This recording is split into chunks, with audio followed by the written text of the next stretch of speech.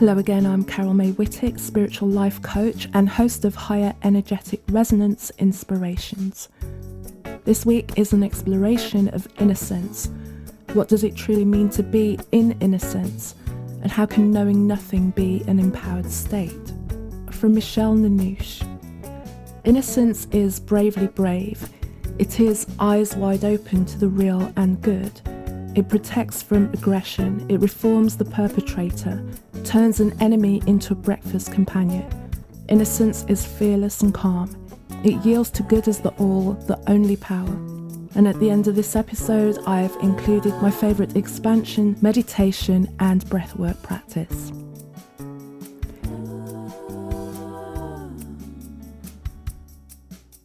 So to begin, from Alexander Pope, how happy is the blameless vestal's lot, the world forgetting by the world forgot, eternal sunshine of the spotless mind, each prayer accepted, each wish resigned.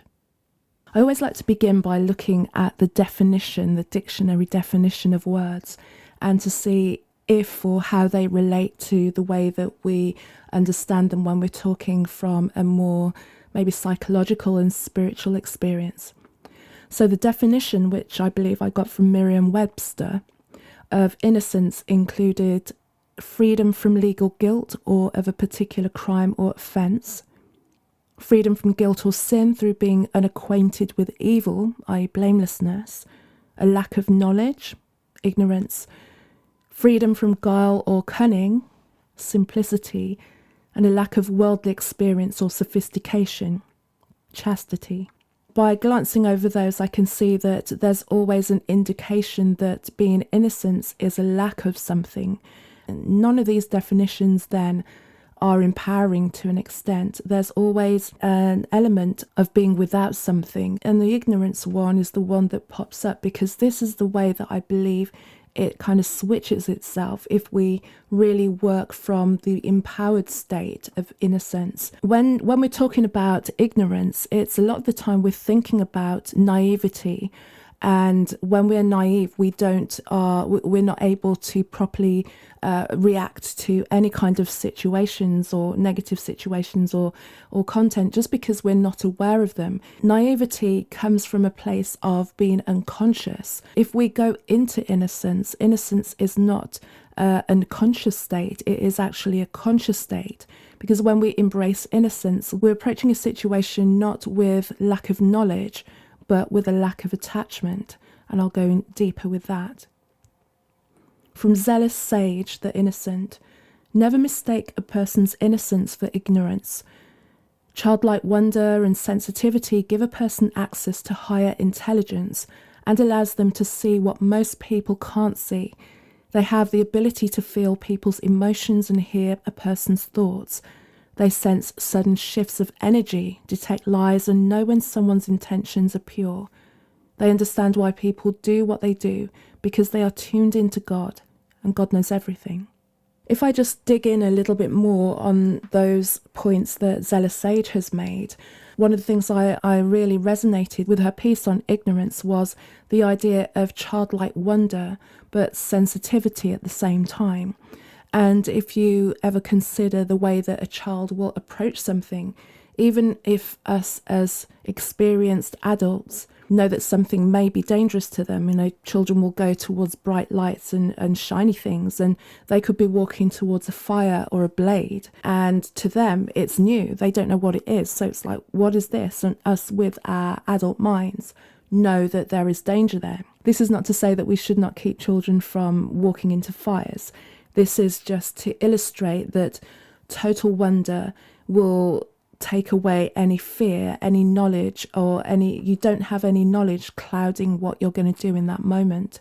Also, children have a joy and an excitement at new things as well, which over the course of time, with our knowledge and our experience and our expectation and our prejudice and our narrow-mindedness about absolutely everything that surrounds us, we rarely approach anything with any level of excitement. We don't have any room in ourselves to be able to receive a fresh perspective. We've lost the awe, we've lost the wonder. We have very little elements of surprise. From Martha Moffat, innocence and goodness may not always seem like the most empowering of qualities, but actually realizing our innate purity as God's children opens the door to healing, redemption, and progress. And I recently had a fascinating experience of going into Innocence when I did a superconscious course with an author called William Whitecloud, who's written a number of books. I highly suggest that you look at the books that he's written.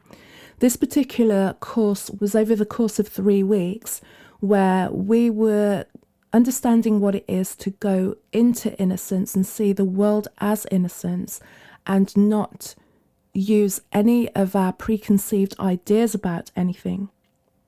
And what we did over the course of those 3 weeks is we got into groups and we started to do practice sessions with each other. And the whole idea of it was, or the kind of the goal of that particular part of the course was to heighten our intuition and our knowing. This was a real step out of my comfort zone, and I suppose the comfort zone of many people, because we always want to be right and we don't want to upset or offend anybody. He led us through a meditation that he calls Innocence. And again, the idea is to be able to read someone and not have any preconceived ideas of what we're seeing. And to explain further, what we were doing over Zoom, so a lot of the time I was speaking to people not just in the UK, but on either side of the world for me, some in Australia, some in America, some in South Africa, and all the way in between. And we'd get into these groups and we'd recall the sense of going into that meditation where you're literally going into the space of being a baby. You know nothing. You're just surrounded by things and you're seeing them for the first time. You're experiencing them without any knowledge of what you're seeing. You're just getting fed this sensory idea. The thing that blew me away and the thing that will remain with me as one of the greatest revelations of self that I got from this was when I removed what I thought about something, a real truth would come through.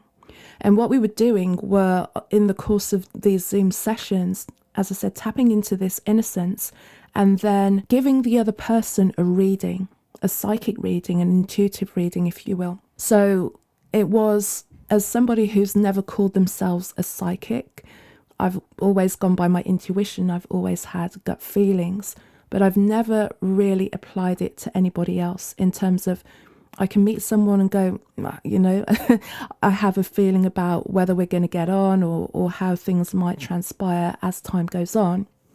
But never to the point where I would sit somebody in front of me and say, I'm going to give you a reading. And this is what we had to do. We had to tune into that innocence and then just allow whatever came up to come up, and then start to speak and say whatever came into our minds. And one of the things he said was, just make it up. Don't think about what you're saying. Don't think about what you're seeing. Simply make it up.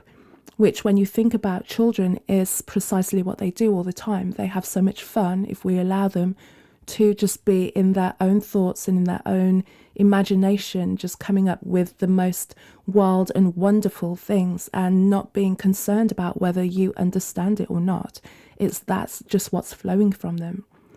And over the course of doing multiple readings with different people and closing my eyes and sitting in that space and just allowing whatever came through to come through, and speaking from the point of recognizing a symbol and then speaking about it and just not stopping, not allowing my reasoning mind to come through and say, okay, I'm seeing this, so it must mean that and it must mean that, but just literally saying what I thought and keeping going and just allowing an automatic reading, and in the same way that you would do automatic writing, just to come through without trying to edit or change it at any point. The most astounding thing to me was the number of occasions where what I was saying was fed back to me by the person that I was reading, that it was spot on. this is, like I said, I've never considered myself to be a psychic, and yet it really showed me that I do have a psychic ability. In fact, it's not just me. Everyone there was experiencing exactly the same thing. So it was something to consider more of, that try not to vet myself, try not to edit myself, try not to put a meaning to something. Just let it come out and be what it is, because a lot of the time that's the truth of the situation. And some words from William Whitecloud. The condition of innocence can be described as a refreshed, heightened state of appreciation. Everything seems to stand out, become more vivid and alive. Our immediate and intimate connection to whatever we behold gives it a wondrous quality. Beauty is bestowed on our world by the novel and unique light we see it in. Time seems to stand still, as our senses soak up the marvellous details of our experience. So how can innocence, and how can we embrace innocence as a spiritual healing practice? If you get the opportunity, or whenever you get the opportunity, which is all the time, when you're observing something, notice when you're judging it, prejudging it, going to something with an expectation that you're going to experience something, that you're going to be fed back something, that something's going to act in an obvious and predictable way. If you go without any expectation, if you go with that innocence, open, unattached, unjudgmental mind, even if what happens is as you expected, if you're in a total state of innocence, you're seeing it for the first time.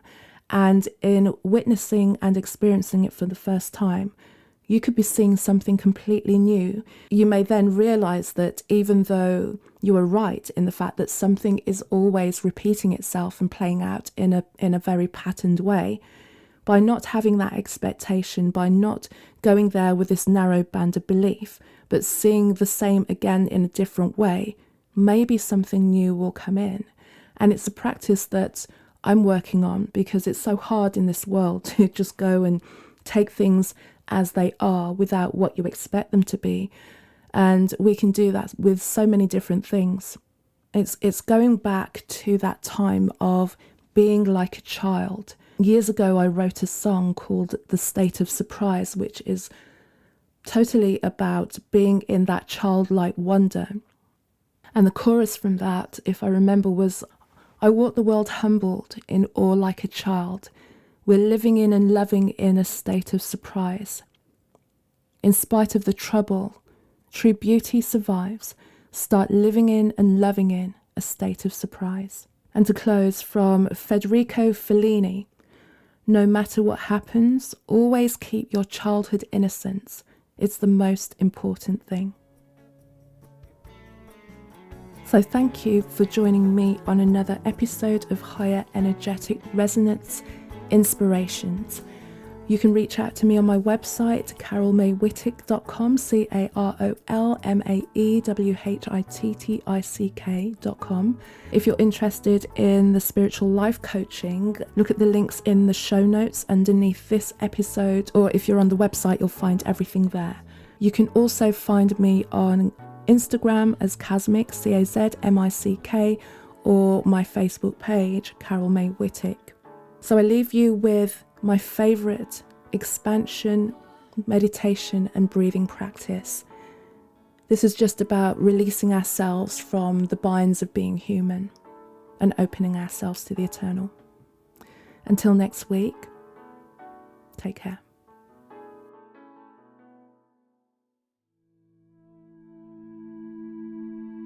Our expansion reminds us of our union with universal consciousness, intuitive knowledge and love, where everything is possible.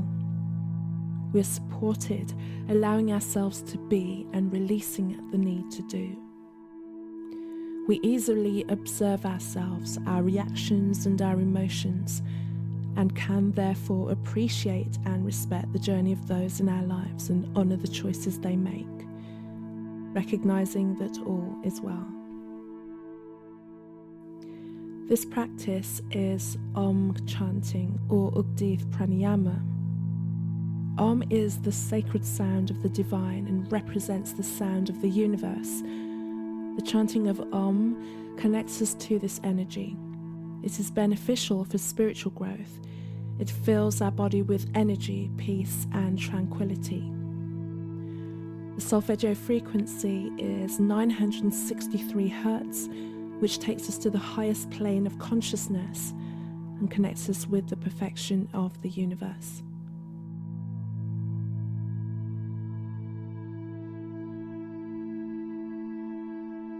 Find yourself in a seated position.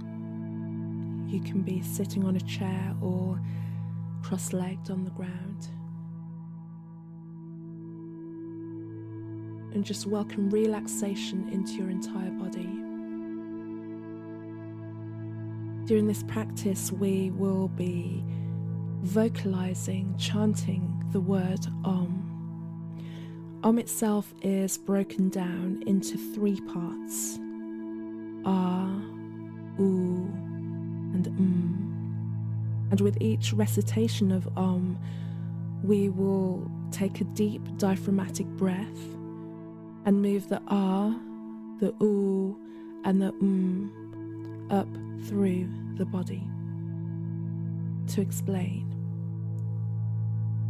when we chant Ah, we'll experience the vibration around your navel and abdomen area, and this vibrates the lower chakras.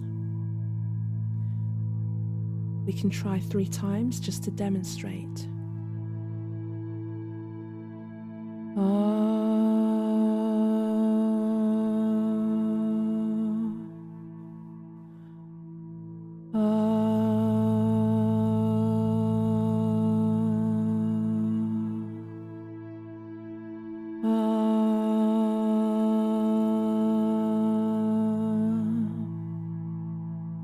You should feel the vibration in the lower part of your body around your navel and abdominal area. Oo is pronounced as oo, and when you chant oo, you'll experience the vibration in and around your chest cavity, activating the middle chakras.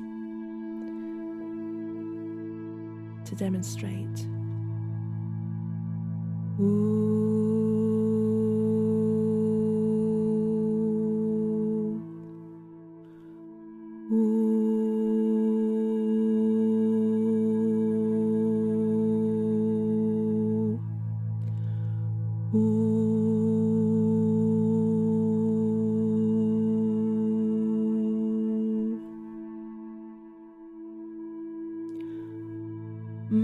Is pronounced as When you chant you'll experience the vibration in and around your throat and in your head and your upper chakras. To demonstrate,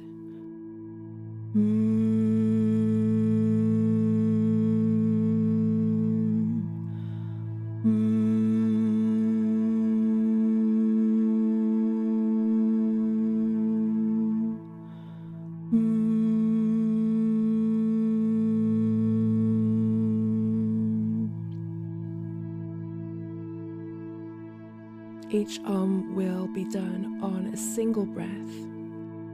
We'll take in a deep diaphragmatic breath down to the body. And as you pronounce each syllable, the Ah, the Oo, the you will exhale and also imagine and envisage the energy moving up through the body and through the chakras. We'll practice this for 10 rounds.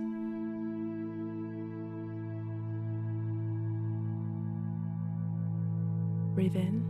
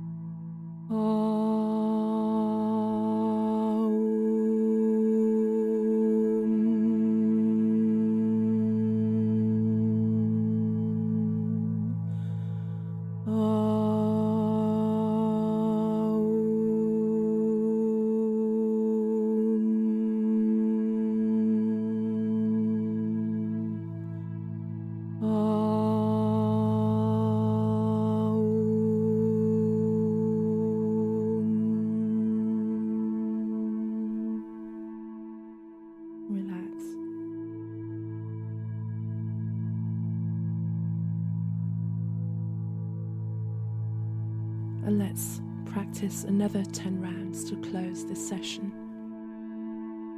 This time I will take the pace just a little bit slower so that we can get a deeper feeling of the movement of the resonance of through our body and our connection with the universe.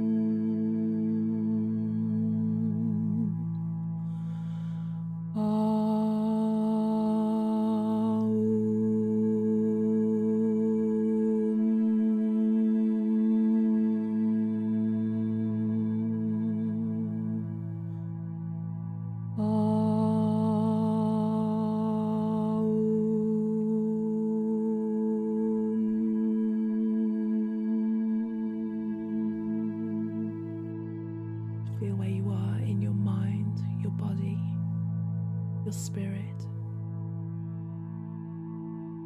Recognize the expansion and the connection that you now have. I will leave you to meditate.